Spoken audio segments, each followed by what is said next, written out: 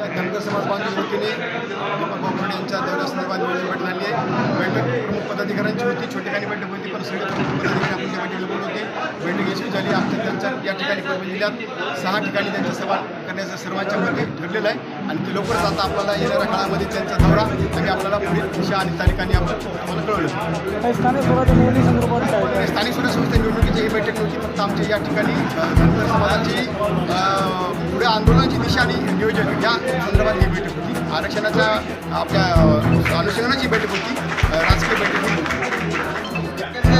दीपक वाघमोडे यांचा परभणी जिल्ह्यामध्ये दौरा आहे। त्या दौऱ्यासाठी कसे कुठे यायचं, कुठे थांबणार आहे, कुठे सभा होणार आहे किंवा कुठे बैठक घ्यायची, यासाठी आम्ही आज परभणी जिल्ह्याच्या वतीनं सर्व सन्माननीयांना बोलून धनगर समाजातील पुढील दिशा, पुढील वाटचाल मुंबईला जाण्यासाठी जे आम्हाला दौरा ठरवायचा आहे, त्यासाठी अगोदर मराठवाड्यात जिल्हावाईज आम्ही दौरा करणार आहोत। त्या जिल्ह्याचे नियोजन आज परभणी जिल्हा इथे करण्यासाठी आम्ही सर्व धनगर बांधव एकत्र आलेलो आहे। त्या निमित्ताने आम्ही आज नियोजन